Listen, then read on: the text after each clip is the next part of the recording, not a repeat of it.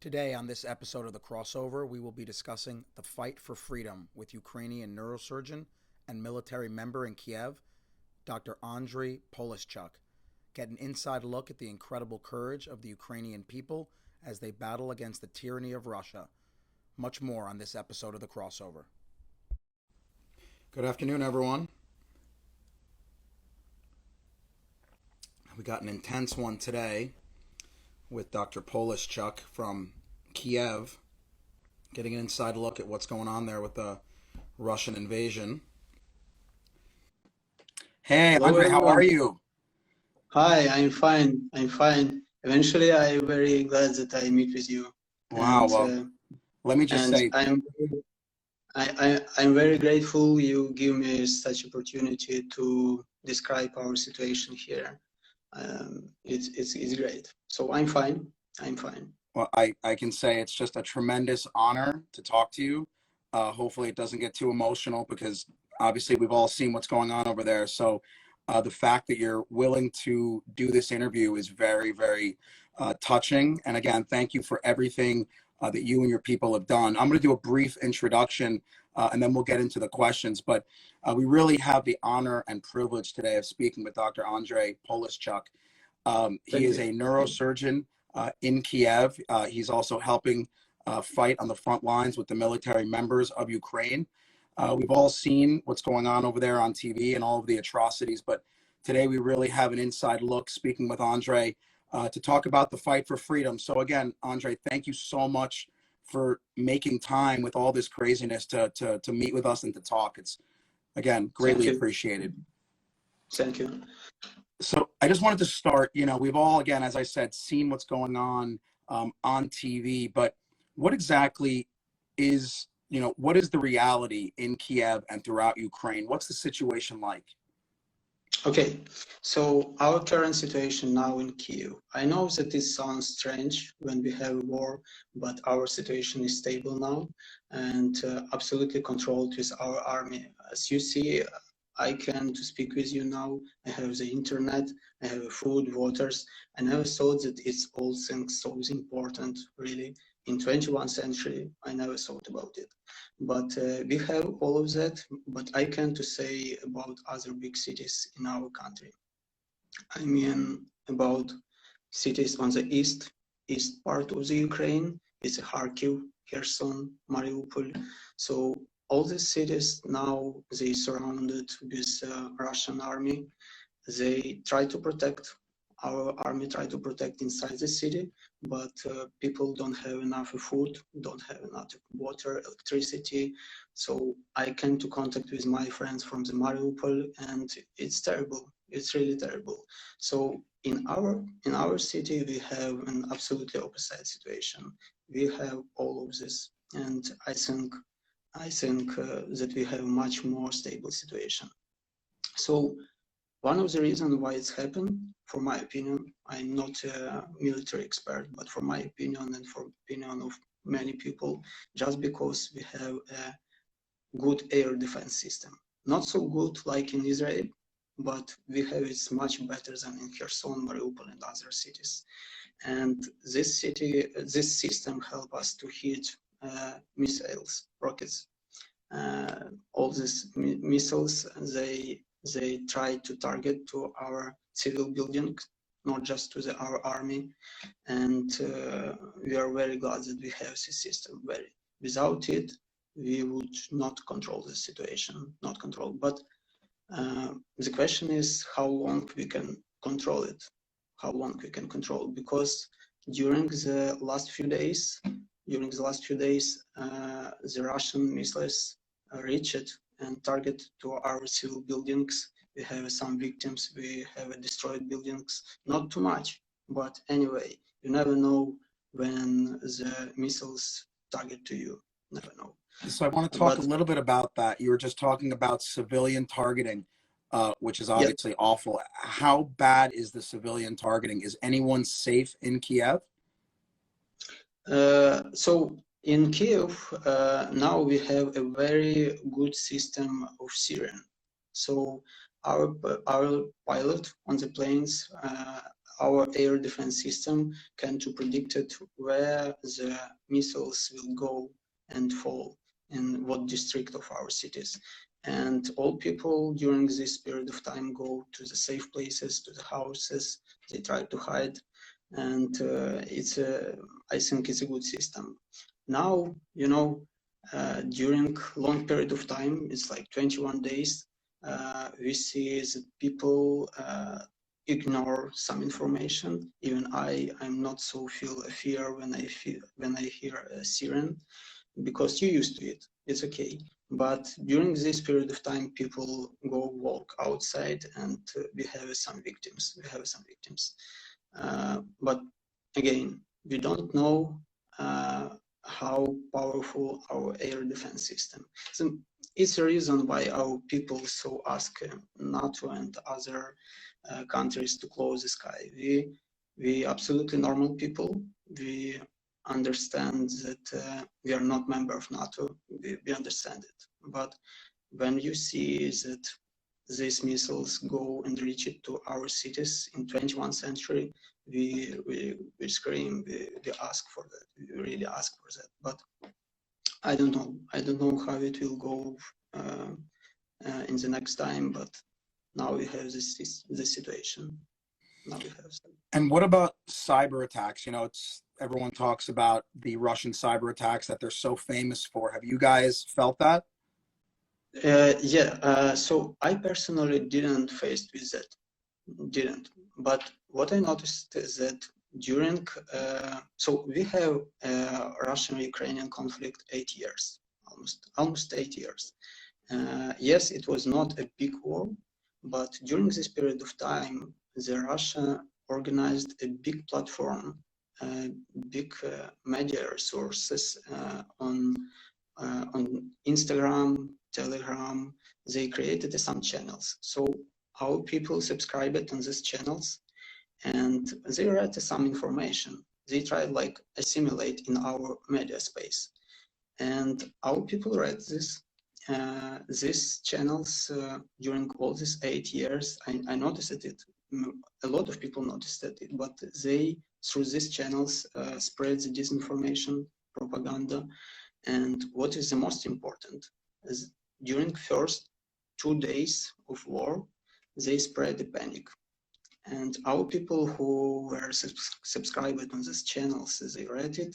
And when they saw the information that Russian forces near the Kiev, or they even say like Russian forces in Kiev, so it was a panic for people, and it is one of the reasons why some people left the Kiev.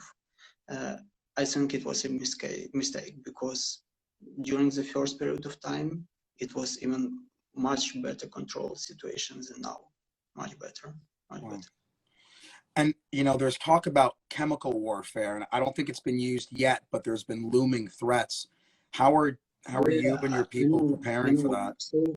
So you know, it's the same situation like with war. Our people saw that something is going on, that Russia prepared for that, but people try to ignore it and try to believe that it will not happen. The same situation with chemical attack. People think that it will not happen, and we just hope for this. So our preparing is just so government and a lot of media sources try to inform people how to behave during different kinds of chemicals. We don't have a lot of equipments, you know, just to prepare for chemical attacks. It's we didn't expect that we will face with that. But now the first it's informing the people how to behave. And in hospitals, some people who know how to behave it, they gather these departments, and maybe they will work with these people. But I hope that Russia will not use it. At least our army will not let them to use this weapon. God, I hope you're right. I mean, definitely hope that you are right there. Overall, you know, it's been, as you said, 3 weeks of bombardment and defense. How's the overall morale of the Ukrainian people? So it's very, you know, Ukraine is a very big country. I think it's a very similar situation like with USA. USA, you have a very big country and a lot of different people. So we also have a very different people. If to take east part of Ukraine and west part, the difference will be so much, really.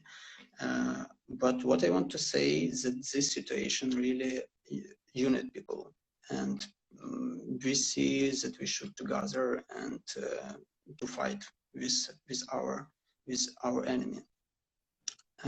These people who stayed here, they are very brave, and honestly, I'm very proud with our army, with people who stayed. A lot of people left the cities. I don't say that it's something wrong with that. It's okay if it's a pregnant woman or if it's a child. I absolutely understand people, because panic, you never know how will you behave in different situations. Who knows, maybe when I see some mistress near me, I will say my parents, let's go get out from here. I don't know. Now I feel more stable and the situation more stable, but people are very brave. So in city, time is good for us. Why? Because a lot of people try to do something. Not all people enlisted to the army, but some people join to the territory defense. Some people volunteer. Some people do something. Doctors try, even if the doctors don't have some patients, they try to join to other hospitals where they need more helps, and people try to help. And I don't remember this time when we so join it. It's cool. It's very interesting time for us, because I feel if we win this war, our people change it in the best side. Very change it. Very. Yeah, I mean, I think I think the world has been inspired by the Ukrainian pride and grit and resilience and courage. I mean, it's just been amazing to watch from afar.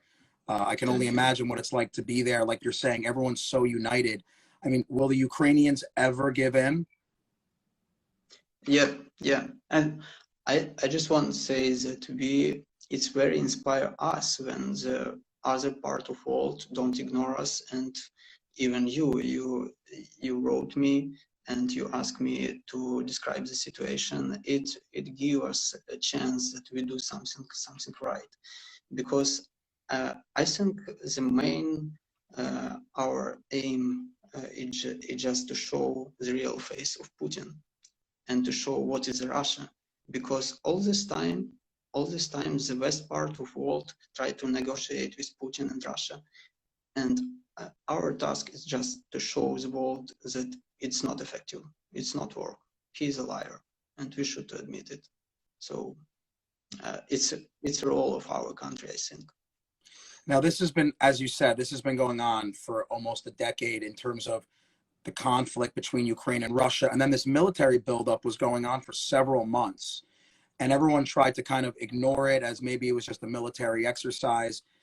What was the real truth inside Ukraine, in Kiev, as the military forces of Russia were kind of moving and getting prepared? Did you guys see this as being inevitable? Do you mean can our army to protect our city, right? No, meaning like when Russia was building up over the last couple months, positioning their armies around Ukraine. I know. Yes, our forces, our army was ready for that. Civil people, not. I didn't expect. So I feel that something bad is going on to our country, but I didn't expect, my family, my friends didn't expect that Russia really will go. Our army were prepared. For example, in the first night when Russian army fired our military bases, before that our army lifted all planes into the sky. So they were ready, really, and it's very cool. It's very cool. But for example, we have some weak places near the Kiev. These weak places, it's a small small cities that called Bucha, Irpin, and Hostomel. It's like a north part of near the Kiev. And why we have these places? Because even our army didn't expect that Russian soldiers will go from the Belarus.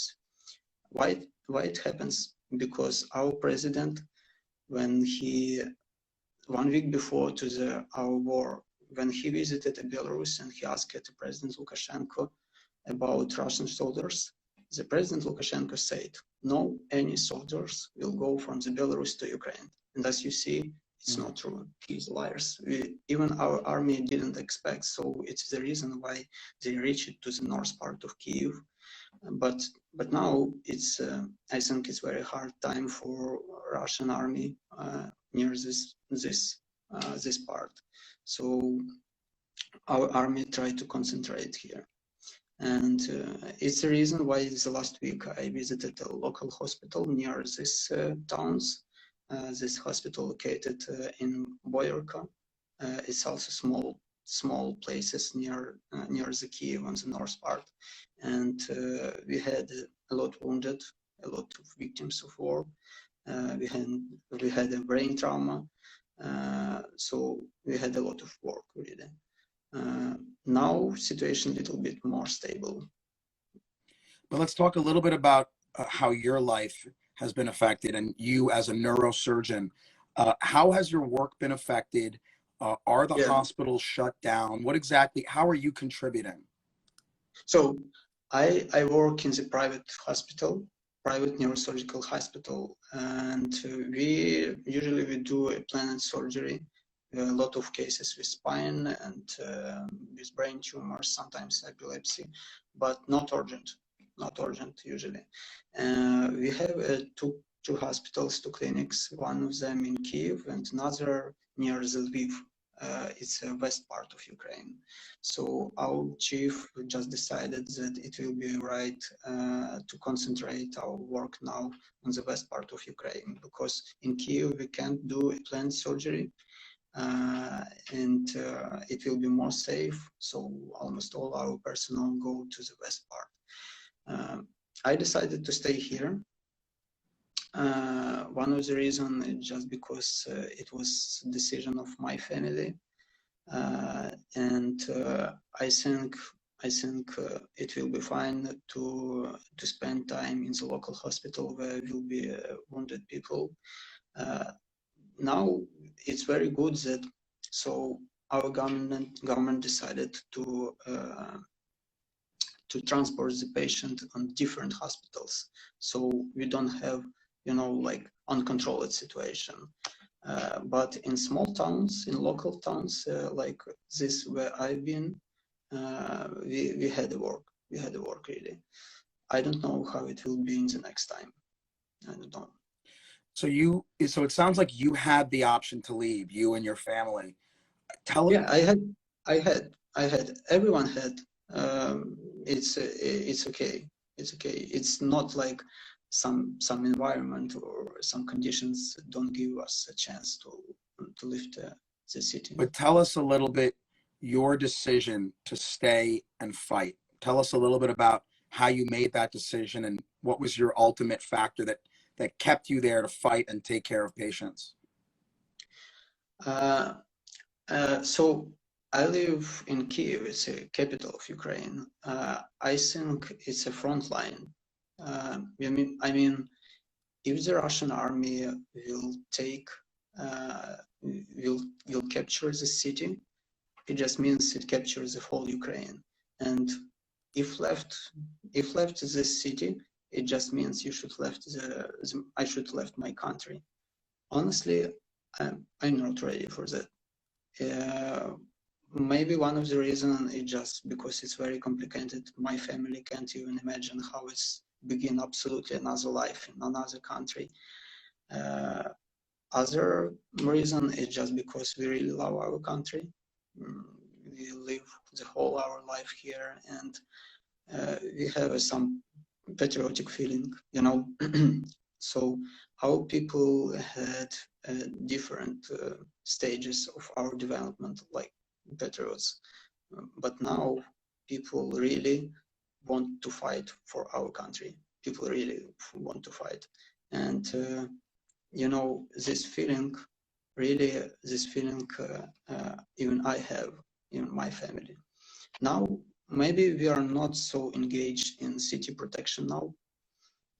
So my family more volunteer. I work in the local hospital, help here, and but I think it's important to stay in the city. If you don't fear, if you don't have a child, or if you don't have a pregnant wife, it's important. Why? It's just my philosophy. Because if the Russian army will come here in the empty city, it will be very easy to control. Okay, Russian army can to come here, but another question, how they are going to control our city when all people hate you, when our people very aggressive. So in the first week of the war, in my district, in almost all houses, people prepared a cocktail Molotov. It's so people hate the people. They are ready to fight. They are ready to kill. It doesn't mean that we are not adequate, but it just means that people are not ready to accept it with this reality. Would you say that it's safe to say that most Ukrainians are willing to die for freedom? Yes, I would like to say that. I would like to say that a lot of people. I can't, you know, I have in my environment. I have some people beside talking about the situation, and I see that a lot of people are really ready to die, maybe. But it's very big differences when you're ready to die and you don't see, like, you know, some army near to you. I think it's very hard to predict how will you behave. Even I can't to predict how I will behave when I will see the army here and understand that everything is loose. Maybe if I will see that our city lose our position and we completely defeated, maybe I and my family will take a position to go on the west. We never know. We never know. Yeah. Well, tell us a little bit about President Zelensky. I mean, this guy has been at the forefront. I mean, the entire world cannot believe what an amazing leader he has been. Tell us a little bit about President Zelensky and how he's united the entire country. Yeah. So the first thing that I should admit is that I didn't vote for him. Yeah.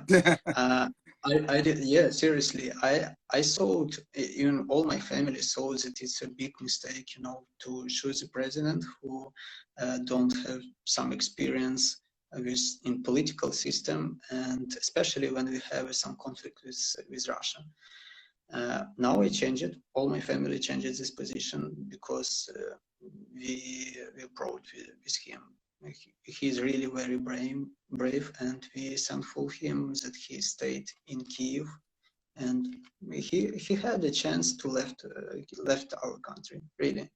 And I think it's very cool. We never know how to do another president. We never know. We never. So it's great, I think. But also I thankful people who surrounded him and helped him to build a strategy how to fight with Russia, because it's not just he, it's all people, and it's a big team who helped him. But of course he is the leader, and I think he is very cool president. Our people wanted to vote for him just because he promised us that he will stop the war. Really, it was the main his task. He said that he will stop the war. Now I see that it's true. He wanted it. We should understand that he is very kind, and he's not tough person. He's very kind, and he really believed that he can to negotiate with Putin, with Russia. But I see even he now realized that it's not possible. It's like our way just one. it's a war. It's Yeah. to protect our position. It's to protect our country. Yeah. Yeah. I mean, again, his leadership and his willingness to stand up to Putin has been so inspirational for the entire world. So it's great to hear your perspective on that.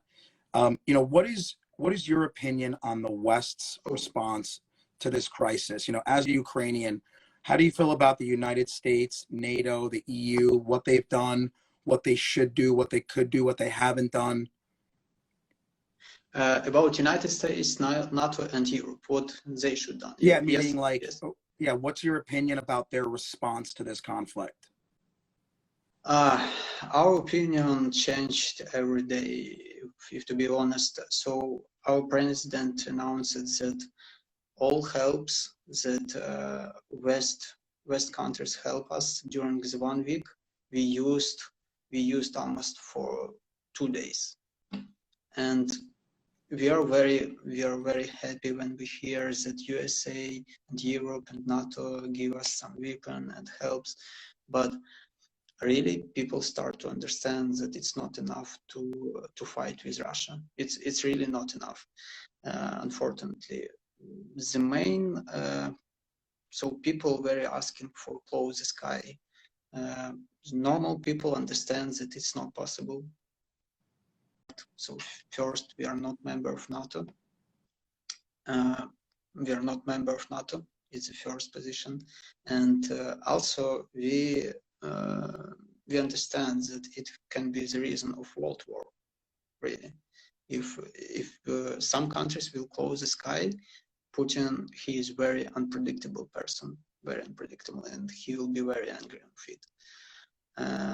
So it's not possible, but I don't know what is better, how our West should to help us, but I think that we need the helps, because so I see that some part of the world, they think that it's just our local problem. It's true, it's our local problem. It's our response because we all these years we ignored Russian influence on our country. It's our response, but I think that it's not just a local, it's a beginning of very big problem. If he will win this war in Ukraine, he will go forward to the West, maybe to the Poland, maybe to another country, maybe not countries that is that they are a member of NATO, but I'm sure. So the West countries should to do something, should to behave more aggressively. No any way to negotiate with him. He's a liar. We understand that he is a liar, and it's no sense to try to negotiate with him. Yeah, it's such a difficult situation. Like you said, you don't want to escalate to World War III, but at the same time, you don't want to be pushed over by Putin. Yes. In your opinion, how do you see this ending? I know no one has the right answer here, but how do you see this conflict ending? So now we look on this situation more positively. I can to say how powerful our army. I think, I don't know, a lot of people now, like we feel that will be a war. Now we have some feeling that something should to happen inside in Russia. It's not a revolution. I realized it's not a revolution because a lot of people, they had a big toxic influence of their government on them during long period of time. They are very angry on the West. The Russian very angry on our country.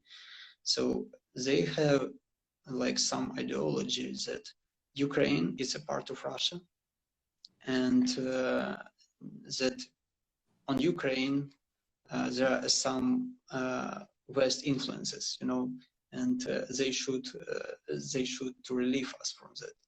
It's terrible, it's insane, absolutely. So people in Russia are really insane. I don't say that all people, but a lot, really a lot. So revolution, I think it's not possible in Russia, but I hope, I don't know, maybe somebody inside the in country, when they will see that Putin uncontrolled, maybe somebody will kill him or stop in some way. It will be the best scenario for all world. We know that not just Putin decide wants a war, but he's the leadership. If he will not be in the order, so it's a way how to stop him. It's really a way. And we can only hope. We can only hope. And look, Andriy, I'm going to wrap it up because I know you obviously have a lot going on right now. I just want to say that this interview carries tremendous meaning. Seeing what you and all of Ukraine are doing, truly inspirational. Your grit, your courage, perseverance, your willingness to stand up to the Russian army, just such role models. Again, stay safe, you and your family, and just know that the whole world stands behind you, okay? Thank you, Dr. Ricardo. I just want to say that I've been in USA 2 years ago. I spent 4 months, and after the Maidan, a lot of people go to the West, in Europe, in USA, and our people were inspired with West countries, with Europe, USA. We really have been oriented on the West countries. We wanted to be the part of the Europe, not Russia.